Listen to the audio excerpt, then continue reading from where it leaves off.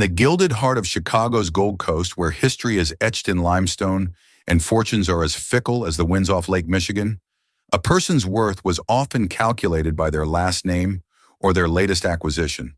For Elara Vance, a 25-year-old waitress, her worth was measured in aching feet and the ever-present metallic scent of polish from the silverware she meticulously rolled. She was a phantom in a black and white uniform, gliding through rooms of staggering opulence, serving canapes to people whose shoes cost more than her rent. But Elara guarded a secret, a voice silenced by tragedy, a gift locked away in a vault of grief she no longer dared to open. This is the story of a single night, a lavish gala, and a man who sought to shatter an ordinary girl, only to discover that her spirit, like her voice, was anything but. It's a story of how the most profound melody isn't sung for an audience, but for the survival of a dream. The city of Chicago was an orchestra of contradictions. The mournful wail of a blues saxophone from a downtown club, the percussive clang of the L train on its elevated tracks, the relentless, driving tempo of ambition on the trading floor. Elara Vance, however, only heard the quiet, discordant notes of her own life. The hiss of the espresso machine at the Astor Room, the rhythmic squeak of her worn-out shoes on the marble floors, the anxious jackhammer beat of her heart every time she looked at the calendar. The grand arias of her past were gone, buried beneath 7 years of loss and the crushing weight of a promise she had made to her parents. The Astor Room was the crown jewel of North Michigan Avenue, a fine dining establishment nestled within a landmark hotel. It was a place of hushed tones and heavy drapery, where the city's old money and new tech titans converged. Its towering windows offered a majestic view of the historic water tower, a stoic survivor of the Great Fire, a view that was a constant, silent reminder of the city's and her own capacity for resilience. During her shifts, Elara moved with a self-taught grace, an economy of motion that made her nearly invisible. She was the warm smile that never faltered, the deft hand that whisked away an empty plate, the soft voice that inquired, "Would you care for another glass?" She was a function, a cog in the grand machine of luxury, and she had come to prefer it that way. Invisibility was a sanctuary. Her life had not always been this quiet fugue. There was a before, a time saturated with light, warmth, and the glorious sound of music. The before was a modest two-flat in Lincoln Park, a home whose walls seemed to vibrate with the power of two magnificent voices. Her father, a celebrated baritone at the Lyric Opera of Chicago, and her mother, a gifted soprano who chose to teach, had filled her world with harmony. For them, music was not a career. It was the very fabric of their existence. It was how they loved, argued, and prayed. Elara had been their cherished prodigy. Her first language was melody. Before she could read words, she could read a musical score. By the age of 10, she was mastering Schubert. By 17, she was a phenomenon, the youngest ever recipient of the prestigious Sarah Tucker Study Grant, an award that marked her as one of the most promising young sopranos in the nation. A full scholarship to the Juilliard School in New York wasn't just a possibility, it was an inevitability. Renowned conductors had attended her recitals, their faces etched with awe, calling her voice a once-in-a-generation instrument. Her future was a brilliant, soaring crescendo. Then came the silence. It descended on a frigid night in January, a patch of black ice on an unlit road, a semi-truck that lost control, and a final terrible crash that was the last discordant note in her parents' beautiful duet. Elara, home with a vicious case of bronchitis, had been spared. Her younger brother Ben, then just 12, had been at a robotics club meeting. In an instant, they were orphans. The music died that night. The light in their world was extinguished. The grand piano in their living room became a polished ebony tombstone. Elara's grief was a complicated, jagged thing. The bronchitis that had saved her life had also settled deep in her chest, and in the aftermath of the tragedy, it morphed into a chronic, rasping cough. Doctors called it psychosomatic, a physical manifestation of trauma. Her voice, once a clear, resonant bell, capable of filling a concert hall, was reduced to a fragile, unpredictable whisper. The mere thought of singing, of pushing air from her lungs in that familiar way triggered a violent coughing fit, a painful reminder of her body's betrayal. The inheritance was a pittance. After the medical bills and funeral costs were paid, Ilara and Ben were left with just enough to secure a small, cramped apartment in a less fashionable part of the city. At 18, she became Ben's legal guardian. Juilliard dissolved into an impossible, painful fantasy. Survival became the only composition she had to learn. Now at 25, she was a veteran of the service industry. Her hands, once praised for their expressive grace during a performance, were now calloused and dry. They were strong hands, capable of carrying a heavy tray of cocktails, but they no longer knew the language of gesture that accompanied an aria. Her entire world had contracted to the two-bedroom apartment she shared with Ben, and the relentless, grinding need to keep their small boat from sinking. Ben, now a lanky, brilliant 19-year-old with their father's thoughtful eyes, was her entire reason for being. He was the quiet, introverted one, but his mind was a supernova of code and algorithms. He moved with a startling ferocity through the digital world, seeing patterns and solutions others missed. He was her living legacy, the continuation of the brilliance that had once defined their family. "Hey, Elle!" Ben's voice pulled her from her reverie. She was sitting at their small kitchen table, staring at a printout from the Illinois Institute of Technology.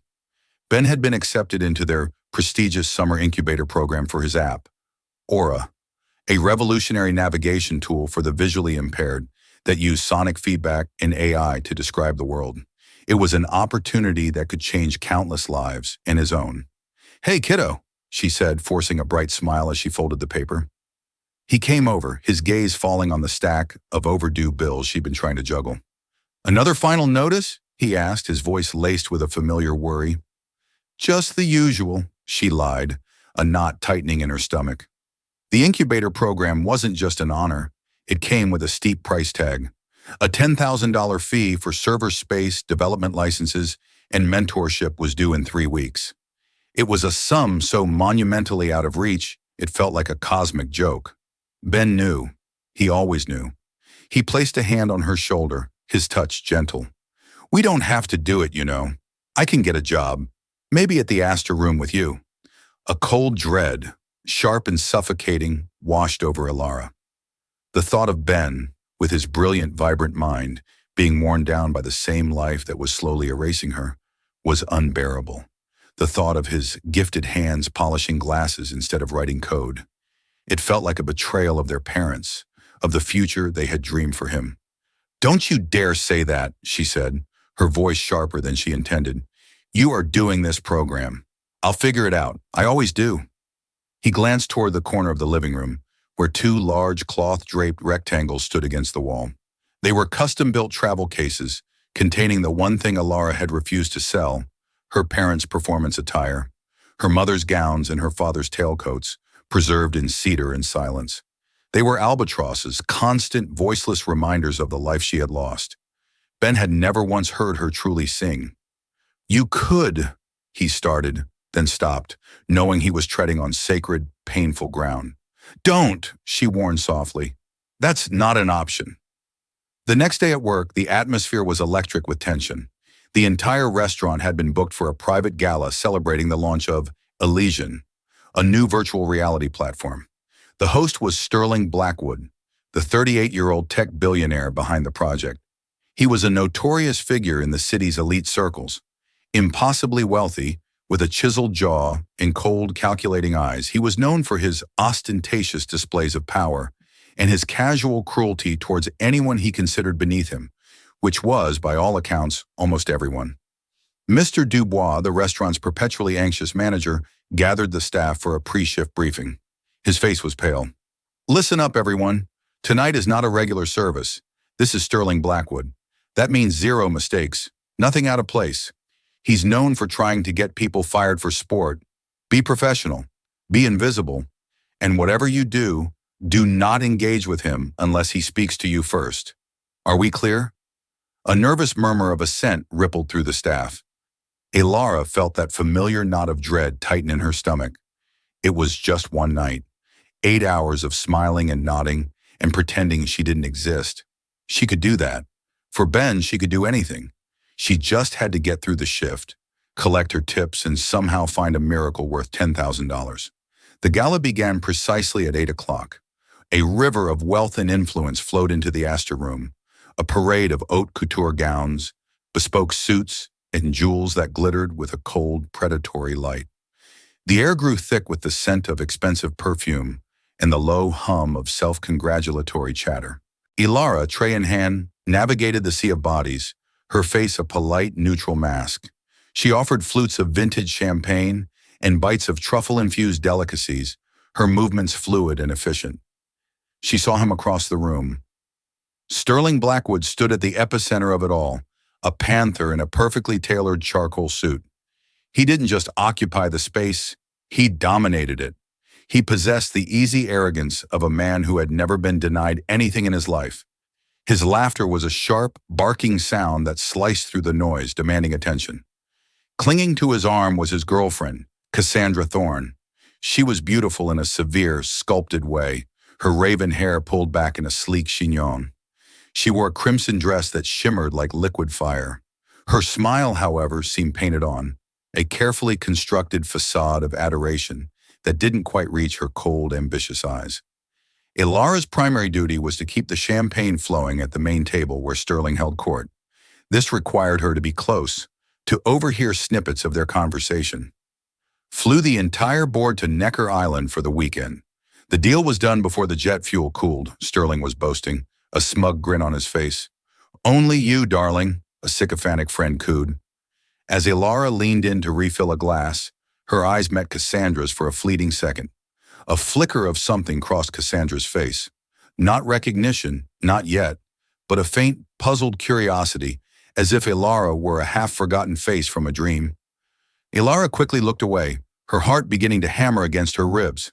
She felt an irrational sense of danger, a primal instinct to retreat into the shadows.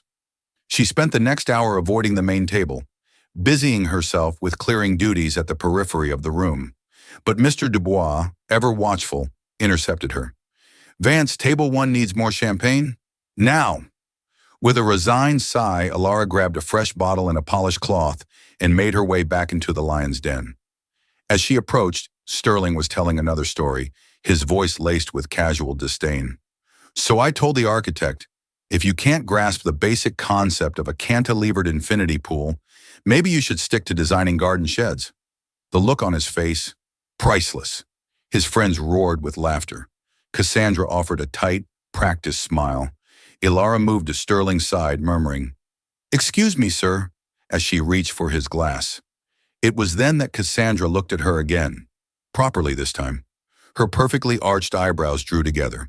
The polite mask of the hostess fell away, replaced by genuine, unadulterated shock. Her green eyes widened and her mouth opened slightly. "My God," she breathed, the sound barely audible over the din. Sterling stopped mid-sentence. "What is it, darling?" Cassandra didn't answer him. Her eyes were locked on Ilara. "I know you," she said, her voice a strange mix of disbelief and accusation. Ilara froze, the heavy champagne bottle suddenly feeling like a lead weight in her hand. Her mind raced. "Where? How?" You're Ilara Vance," Cassandra said, the name sounding alien and out of place in this opulent setting. The blood drained from Ilara's face, and now she remembered. Cassandra Thorne. She hadn't been a Thorne then. She'd been Cassandra Peters.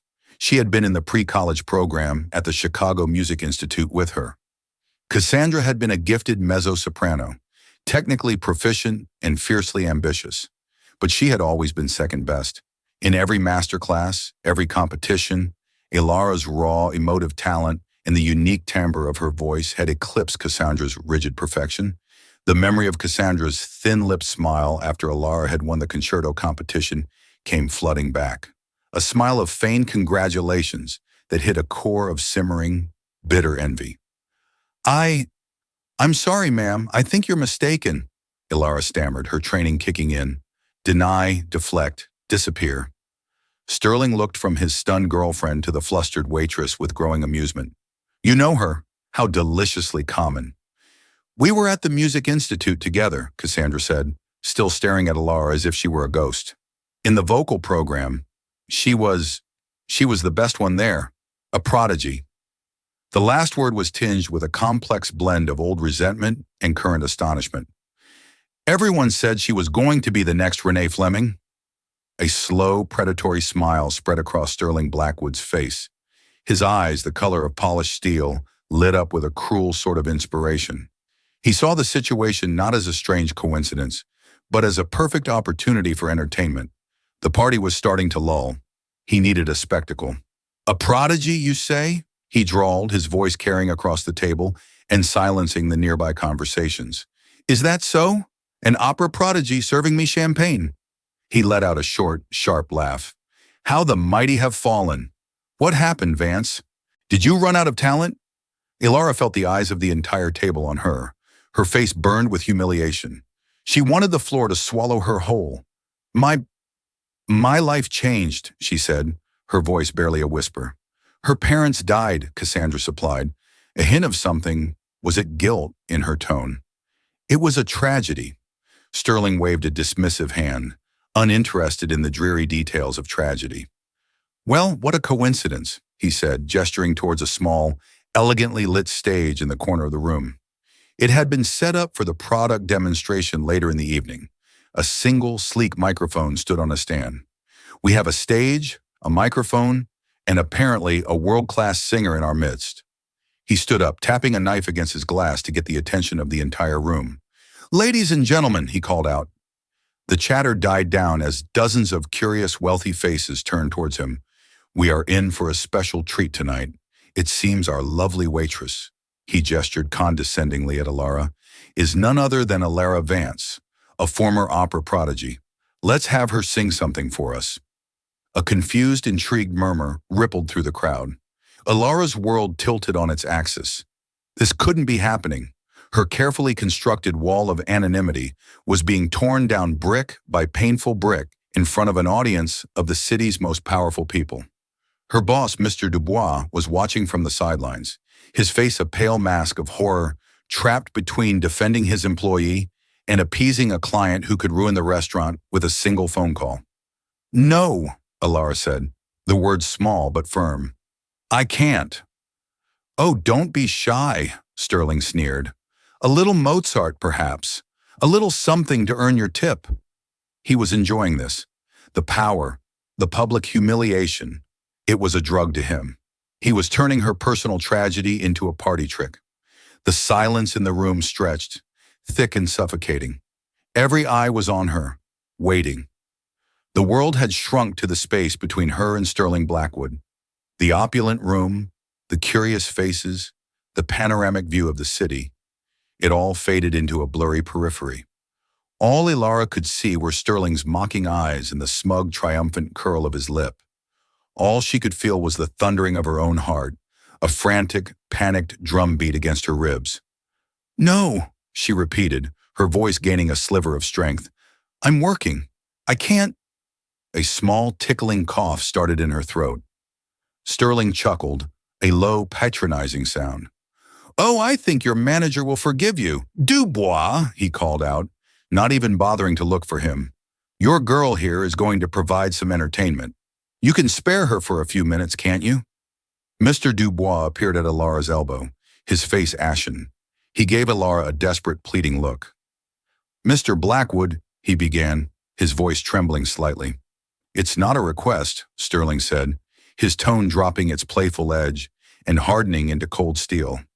It was the voice of a man used to absolute obedience. She will sing.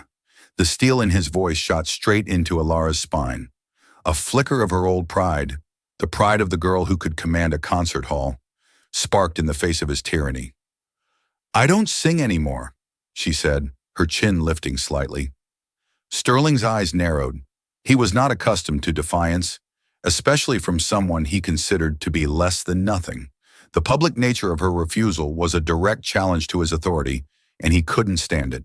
He decided to change tactics, to make it transactional, to cheapen her refusal and turn it into a matter of price. Is that it? He said, his voice dripping with condescension. Are you holding out for payment? Fine. He reached into the inner pocket of his jacket and pulled out a thick carbon fiber wallet. He extracted a stack of crisp $100 bills held together by a platinum money clip. He peeled off 10 of them. $1,000, he said, fanning the bills out. Sing one song, and it's yours. That's probably more than you make in a month, isn't it? The casual cruelty of the gesture, the way he equated her deepest trauma with a cash transaction, sent a wave of nausea through her. The faces in the crowd were a mixture of pity, discomfort, and morbid curiosity. They were watching a public execution of her dignity. Cassandra looked down at her plate, unable to meet Alara's eyes. "No, thank you," Alara said, her voice tight. The $1,000 was a lot of money. It would cover their rent for 2 months, but it wouldn't buy her soul.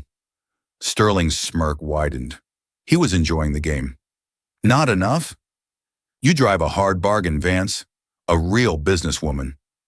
He peeled off more bills, his movements slow and deliberate, designed for maximum humiliation. "Let's make it $5,000 for one song. 5 minutes of your time." $5,000. The number hung in the air. That was half of what she needed for Ben. Halfway to his dream, her resolve wavered for a microsecond. She saw Ben's face in her mind, his hopeful eyes when he looked at the IIT acceptance letter. "I'll figure it out," she had told him. Was this it? Was this the universe offering a deal with the devil? She looked at the money in his hand, then at his face. The sneer was still there. This wasn't an offer. It was a leash. He wanted to own her talent, to own her past and parade it around for his own amusement. He wanted to prove that everyone, even a prodigy, had a price. "My answer is no," she said, her voice shaking but clear. A dry, rasping cough escaped her lips. Sterling let out an exasperated sigh, as if dealing with a petulant child. He looked around at his guests, a silent appeal for them to witness this absurdity. Then his eyes landed on Cassandra, who was now staring at Alara with a complicated expression. An idea sparked in his mind. "Tell me, darling," he said, his voice dangerously soft. "This tragedy, the parents, was there anyone else? A sibling, perhaps?"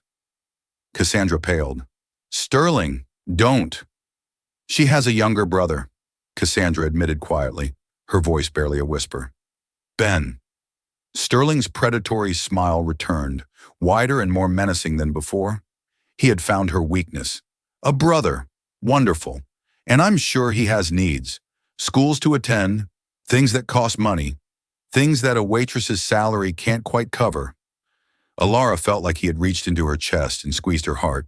He knew nothing about Ben, but he understood the universal levers of desperation. He tossed the $5,000 onto the table, where it landed with a soft, obscene rustle next to a half-eaten shrimp cocktail. Then he pulled out the entire stack of bills from his wallet. He didn't count them this time. $10,000, he said, his voice dropping to a conspiratorial hush that was somehow more commanding than a shout. "Right here, in cash. All of it yours. Just sing one song. Anything you like. Think about it, Alara. $10,000.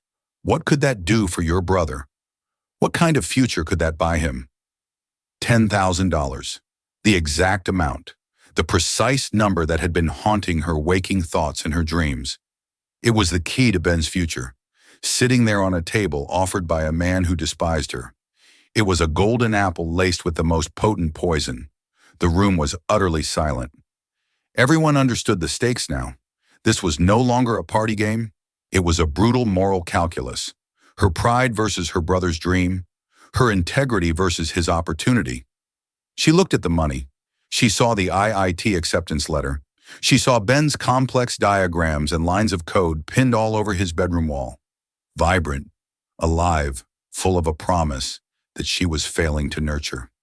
She remembered his face when he'd offered to quit school to join her in the gray, soul-crushing world of service. The thought was a physical pain. She could feel the weight of every stare, the judgment, the pity. She could feel Sterling's victory before it even happened. He was boxing her in, using her love for her brother as a weapon against her. Her hands, clenched into fists at her sides, began to tremble. Her breath hitched. A single hot tear escaped and traced a path down her cheek. She didn't wipe it away. Slowly, deliberately, she unclenched her fists. She looked at Mr. Dubois, who gave a tiny, almost imperceptible nod. absolving her. She looked at Cassandra, who finally met her gaze, her eyes swimming with a mixture of horror and shame. Cassandra had started this, perhaps not intending this level of cruelty, but she had unleashed the monster, and now couldn't stop it. Finally, Alara looked at Sterling Blackwood. There was no fear in her eyes anymore. There was no pleading. There was just a vast, cold emptiness that was slowly catching fire. "Fine," she said, her voice a dead, hollow thing. "I'll sing." A wave of relief and renewed excitement went through the crowd. Sterling beamed, triumphant. He had won. He had proven his point. Everything and everyone had a price. "Excellent," he boomed. "To the stage, then. Let's hear what $10,000 sounds like." Alara didn't look at the money on the table. She turned her back on it, on him, on all of them, and began the long, lonely walk towards a small stage in the corner of the room. Each step was a lifetime. She was walking past the ghost of her 17-year-old self, past the wreckage of the car accident, past 7 years of silence and grief. She was walking into the heart of her greatest fear. Not for money, not for them, but for Ben. And as she walked, something inside her began to shift. The humiliation, the shame, the grief. It all began to turn to heat, to transform into something else entirely. It was becoming fuel. The walk to the stage felt like scaling a mountain. The plush carpet muffled her footsteps, but in her ears the silence of the room was a deafening roar. She was acutely aware of every set of eyes on her back, every whisper she couldn't quite hear. They were expecting a spectacle, a clumsy, out-of-practice waitress fumbling through a simple tune, a pathetic performance to justify their host's cruel wager. They expected her to fail. Sterling Blackwood was counting on it. She reached the small carpeted stage. The single microphone on its stand looked like a gallows. She stepped up, the simple motion feeling alien and strange. Her waitress apron felt absurd, a coarse, utilitarian garment in the presence of such naked vulnerability. She smoothed it over her black trousers, her hands shaking so badly she had to clench them at her sides. A few titters rippled through the crowd. Sterling, standing near the front with his arms crossed, wore a smirk of pure satisfaction. "Any decade now, Vance," he called out. Alara closed her eyes. The noise of the room faded away. The faces, the judgment, the $10,000, it all receded. In the darkness behind her eyelids, she saw it all. The flashing lights of the ambulance, the sterile white walls of the hospital waiting room, the suffocating scent of funeral lilies, the dust sheet she'd thrown over the piano, a final act of surrender. The grief was a physical thing, a cold, heavy stone in her chest. She reached out a trembling hand and adjusted the microphone. Her throat was dry, tight with anxiety. The tickling cough threatened to return. For a moment, her mind was a complete blank. 7 years of silence had built a fortress around her talent. She couldn't remember a single song. The panic rose in her throat, thick and choking. This was it, the ultimate humiliation. Sterling would win. And then she thought of Ben. She saw his face, not full of pity, but full of fierce, unwavering belief. She saw him at his computer, his brow furrowed in concentration, his fingers flying across the keyboard with a certainty she hadn't felt in years. She thought of his offer to sacrifice his own dream for her. The love she felt for him was a powerful, surging force, a tide that crashed against the fortress of her trauma. She took a deep, shuddering breath, and then another. She didn't try to remember a piece. She didn't try to perform. She just let the silence inside her expand. And in that silence, a melody began to stir. She opened her eyes and looked out. Not at the crowd, but through them, towards the window overlooking the city lights. She didn't need a piano. She didn't need an orchestra. Her voice had always been enough. The first note that emerged from her lips was not loud or forceful. It was a single, pure, perfectly sustained tone, as soft and clear as moonlight. It cut through the expectant hush of the room like a silver blade. There was no music, no accompaniment, just the sound of her voice, a cappella, filling the space. She had chosen O mio babino caro from Puccini's Gianni Schicchi. It was an aria of desperate pleading, a daughter begging her father for love. But tonight, it was not a plea. It was a reclamation. The sound that poured from her was not the fragile, broken whisper of a traumatized girl. It was the voice of a woman forged in fire. The years of silence, of suppressed grief and unspoken rage had not destroyed her instrument. They had seasoned it, imbued it with a depth and richness that a 17-year-old prodigy could never have possessed. The notes were colored with the dark, velvety hues of sorrow, the bright, soaring silver of hope, the fiery crimson of defiance. Sterling Blackwood's smirk vanished, wiped clean from his face as if by a physical blow. His jaw went slack. This was not the fumbling waitress he had expected. This was a force of nature. Ilara's body was no longer her own. It was a conduit for 7 years of pent-up sorrow and love. Her posture, once slumped in defeat, was now erect and powerful, her hands clasped loosely before her. Her head was held high, her eyes fixed on some distant point, but her face was a mask of sublime, heartbreaking emotion. The music told her story. It was the frantic chaos of the accident, the dark despair of the aftermath, the grinding toil of her daily life, the fierce, protective love for her brother. Every note was infused with a raw, visceral emotion that technical perfection alone could never achieve. Cassandra Thorne, for all her conservatory training, could never have sung like this. This wasn't just a performance. It was an exorcism. The guests were frozen, transfixed. The cynical, jaded faces of Chicago's 1% were stripped bare, replaced by expressions of raw, unadulterated awe. They were no longer watching a waitress. They were witnessing an artist in the throes of creation, bearing her soul for them to see. Across the room, an older gentleman with a shock of white hair and kind, intelligent eyes stood up from his table. His name was Maestro Julian Croft, the legendary music director of the Lyric Opera of Chicago. He had been invited as a favor to the hotel's owner and had been dreading the vapid evening. He had watched the cruel spectacle unfold with quiet disgust. When Ilara had walked to the stage, he hadn't recognized her. He had expected to hear something broken. But this was not broken. This was devastatingly whole. It was the singing of a master who had journeyed through hell and returned with its fire still burning in her soul. Tears welled in his eyes as he listened, not just to the notes, but to the story they told. The aria reached its climax, a soaring, passionate cry that seemed to vibrate in the very bones of everyone present. A note of such purity and power, it felt as if it could shatter the great plate glass windows. Then the music softened, descending into a final tender phrase that hung in the air like a prayer before fading into perfect, resonant silence. The silence that followed was absolute. It was profound, heavy, sacred. No one moved. No one breathed. For a full 10 seconds, the only sound was the distant wail of a siren from the streets far below. Ilara's hands fell to her sides. She opened her eyes, her chest heaving, sweat beading on her forehead. She was back in the room, the spell broken. She looked out at the sea of stunned faces, her vision blurry with unshed tears. Then one person began to clap. It was Maestro Croft. His applause was slow, deliberate, and loud in the silent room. Then another person joined in, and another. And then the entire room erupted. It wasn't polite, perfunctory applause. It was a roar. It was a standing ovation. It was a thunderous, heartfelt acknowledgement of the staggering talent they had just witnessed. People were on their feet, their faces alight with an emotion none of them had expected to feel tonight. Genuine wonder. Ilara stared at her hands, the hands of a waitress. The wall was gone. The fortress had been leveled. She was free. The applause crashed over Ilara in waves, a sound she hadn't heard directed at her in years.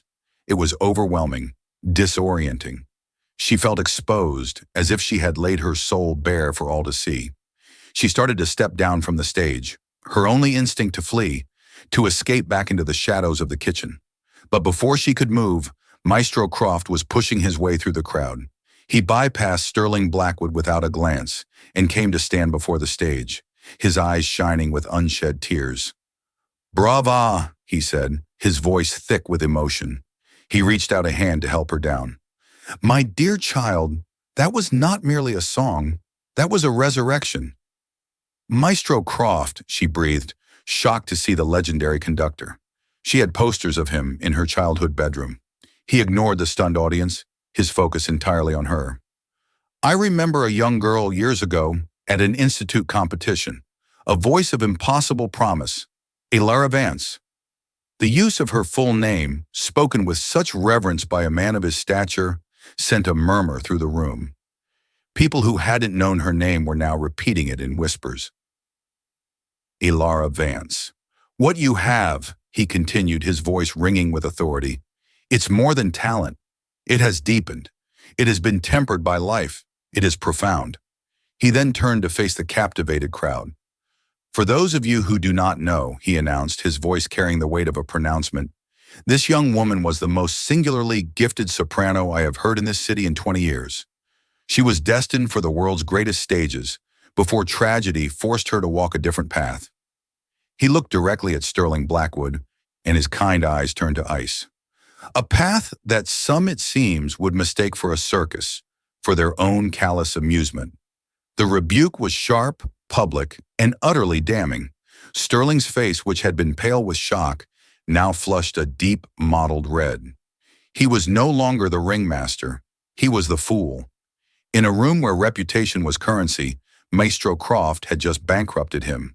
All his wealth, all his power, could not undo the fact that he had been exposed as a classless, cruel bully in front of his peers, his girlfriend, and one of the city's most respected cultural figures. The crowd's energy shifted palpably. The awe for Lara curdled into contempt for Sterling. They had witnessed something beautiful and true, and his attempt to defile it now seemed grotesque. It was Cassandra who made the final move. The brittle poise she had maintained all evening finally shattered. She walked over to the table, her movements stiff. She picked up the wad of $10,000. For a moment, Lara thought she might offer it to her, a pathetic apology. Instead, Cassandra walked over to Sterling, her green eyes blazing with a fire he had probably never seen. You are a small, pathetic man, she said, her voice low but carrying in the charged silence. And then, with a flick of her wrist, she threw the entire stack of bills in his face. The $100 bills fluttered down around him like grotesque confetti, landing on his pristine suit and the expensive carpet at his feet. A collective gasp went through the room. We're done, Cassandra said, her voice clear and final. She turned, gave Lara one long, unreadable look, a look that held a universe of regret, envy, and a flicker of newfound respect. And then she walked away, head held high, right out of the gala and out of Sterling Blackwood's life. The humiliation was now complete. Sterling stood alone, bills scattered around his feet, his girlfriend gone, his guests staring at him with open disdain. He had tried to embarrass a waitress and had ended up destroying his own launch party, his engagement, and his social standing in a single catastrophic miscalculation. Empowered by Croft's validation and Cassandra's defiance, Lara felt the last of her fear fall away. She stood up straight, her spine a rod of steel. She walked not towards the exit, but back towards the table where this all began. She stopped in front of a speechless Sterling Blackwood. She looked at the money on the floor, then back at his face. My voice is not for sale, she said, her voice quiet but ringing with the force of the final note she had sung. And it is certainly not for your amusement. She didn't wait for a response. She turned her back on him, on the wreckage of his party, and walked towards the staff exit, leaving behind the sound of her own name being spoken with wonder and the sight of a billionaire utterly and completely diminished. As she pushed through the door into the blessed anonymity of the service corridor, she felt not shame, but a profound and liberating sense of peace. She hadn't earned $10,000. She had earned something far more valuable, herself. The sterile, fluorescent-lit service corridor felt like a decompression chamber. Lara leaned against the cool metal of the kitchen door, the adrenaline from her performance draining away, leaving a profound humming exhaustion in its wake. The distant roar of applause was still a faint echo in her ears, a surreal soundtrack to her escape. She had walked through fire and had not been burned. She had been reforged. The journey home on the L train was a blur, descending from the glittering heights of the Gold Coast to the rumbling, everyday rhythm of her neighborhood, felt like returning to Earth from another planet. The city's usual cacophony, the screech of train wheels, the murmur of late-night commuters, the distant wail of a police car, sounded different tonight. It was no longer a relentless assault of noise. For the first time in 7 years, she could hear the spaces between the sounds, the quiet rhythms and unintended harmonies. It was as if her performance had retuned not just her own soul, but the world around her. She walked into the apartment she shared with Ben. He was awake, hunched over his laptop at the kitchen table, the glow of the screen illuminating his focused expression. He looked up as she entered, his brow furrowed with worry. "Elle, you're home late. Is everything okay?" She looked at her brilliant, beloved brother, the reason for her sacrifice, the anchor of her life. She didn't know how to begin to tell him what had happened. So instead of speaking, she simply took a deep breath. She opened her mouth and sang the first few bars of Summertime from Porgy and Bess, a lullaby her mother used to sing to them. Her voice was soft, clear, and utterly free of the rasp that had plagued it for years. Ben's hands froze over his keyboard. He stared at her, his eyes wide with disbelief and dawning wonder. He had never in his memory heard her sing like that. He was seeing his sister, truly seeing her, for the very first time. Not as the tired guardian or the invisible waitress, but as the powerful, breathtaking artist she was meant to be. She didn't sleep that night. She sat by the window, watching the lights of the city flicker and fade, feeling the tectonic plates of her life shifting beneath her. The next morning, she woke with a clarity she hadn't known since she was a teenager. The gray, oppressive weight that had settled on her heart after her parents' death had lifted, replaced by a quiet, steady strength. She made coffee, her movements deliberate. There was no hesitation. She knew what she had to do. Instead of putting on her black and white waitress uniform, she chose a simple pair of jeans and a clean blue blouse. She walked into the Astor Room at 10 a.m., long before the lunch service began. The dining room was empty, the chairs stacked on tables, the morning sun streaming through the panoramic windows and illuminating dust motes dancing in the air. Mr. Dubois, her manager, was in his office, nursing a cup of coffee and looking utterly spent. He looked up as Ilara appeared in the doorway, and his face was a mixture of awe and apprehension. "Vance," he said, his voice quiet. "I thought you might not come in." "I came to quit, Mr. Dubois," Ilara said, her tone gentle but firm. There was no anger, no resentment. "I can't work here anymore." Dubois nodded slowly, a deep sigh escaping him. "I don't blame you. What he did, what I let him do, it was unforgivable. I was a coward. I was so afraid of losing the restaurant's biggest account that I was willing to sacrifice you." His eyes were filled with genuine shame. "I'm sorry, Ilara." "You were in an impossible position," Ilara said, offering a grace Dubois didn't expect. "But I can't be invisible anymore. I don't think I know how." "No," Dubois agreed, a small, sad smile touching his lips. "I don't think you do." He stood and extended a hand. "For what it's worth, what you did last night, it was the most incredible thing I've ever seen. You took his ugly little game and you turned it into something beautiful. You gave everyone in that room a story they will be telling for the rest of their lives." And he was right. The story of the Astor Room soprano spread through the city's arteries like wildfire. It was too delicious, too mythic to remain a secret. It became the ultimate tale of hubris and talent, a modern-day David and Goliath played out on a makeshift stage. Sterling Blackwood's name became synonymous with public humiliation. Columns in the Chicago Tribune Society pages hinted at a tech billionaire's catastrophic launch party foul that led to a very public, very expensive dumping.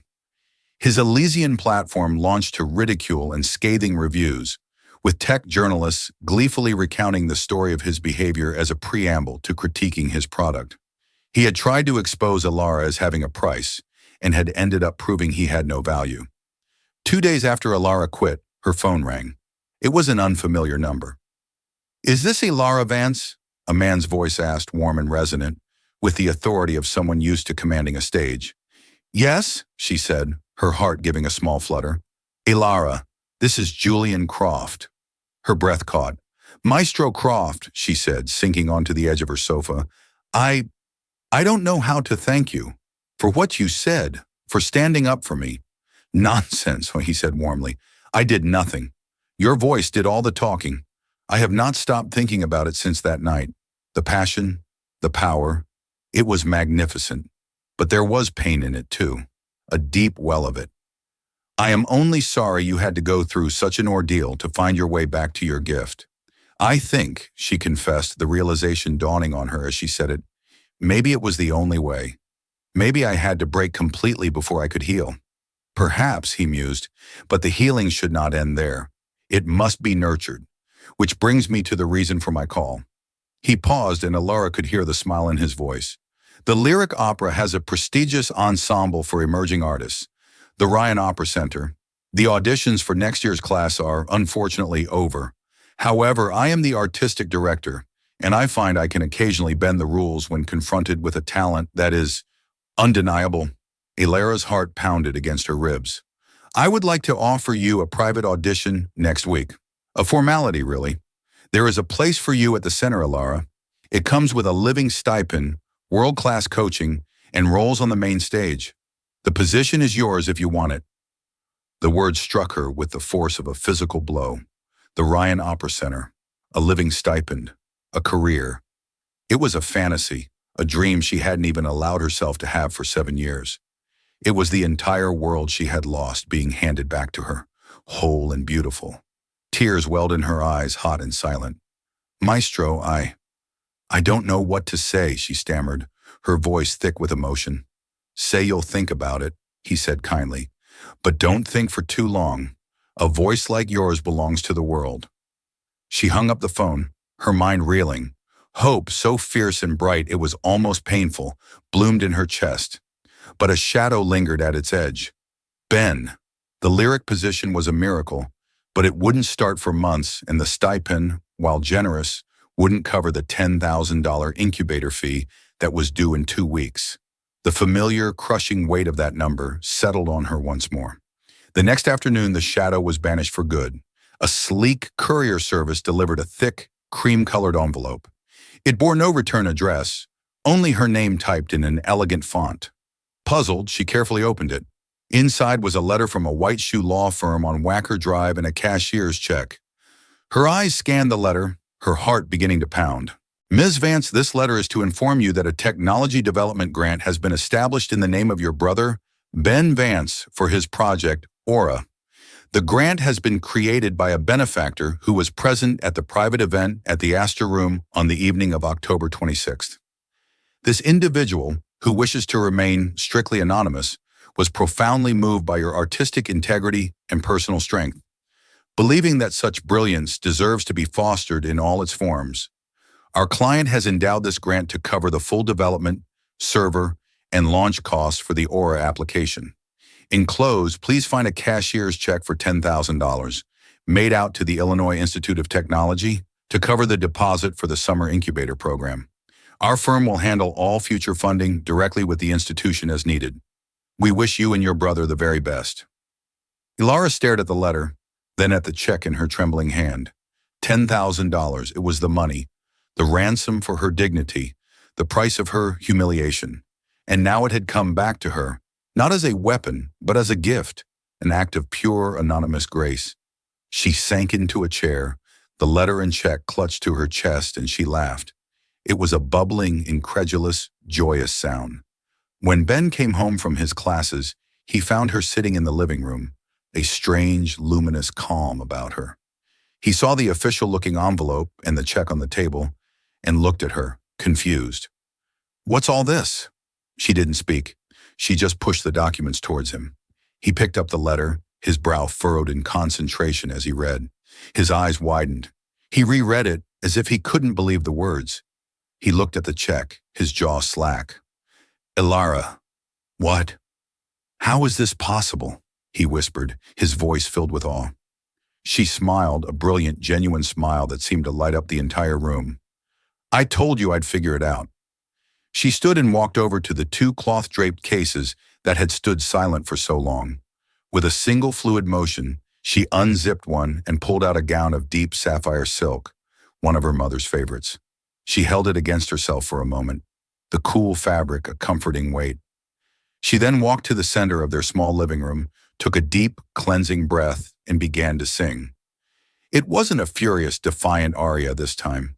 It was the soft, shimmering opening notes of Morning from Grieg's Peer Gynt, a song of sunrise and new beginnings. The melody, as gentle and hopeful as the first light breaking over the lake, filled their small apartment. It was a lullaby for their grief, a hymn to their resilience. It was the music of her childhood, the love of her parents, a promise of peace. Ben stood frozen for a moment, listening. He quietly walked to his desk and returned with his laptop. He sat on the floor, and as the beautiful, healing notes washed over him, he began to code. With swift, certain strokes of his fingers, he wrote the first lines of the new module for Aura, the one he had been dreaming of for months.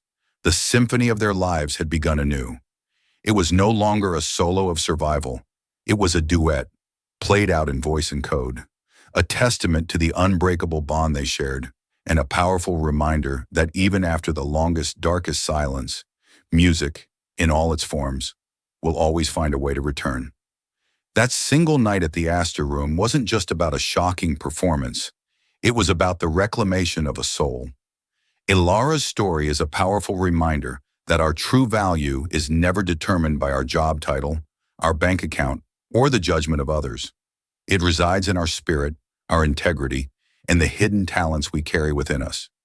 It shows us that a moment of profound humiliation can be transformed into a moment of ultimate triumph, and that the most powerful voice we have is our own, whether it's spoken, coded, or sung in a grand opera hall. We all have a gift we've silenced, a passion we've set aside. What's yours? If this story of resilience and redemption moved you, please give this a like and share it with someone who might need to hear it. Don't forget to subscribe for more real-life stories that inspire and empower. Please share your own stories of hidden talents in the comments below. We'd love to read them. Thank you for watching.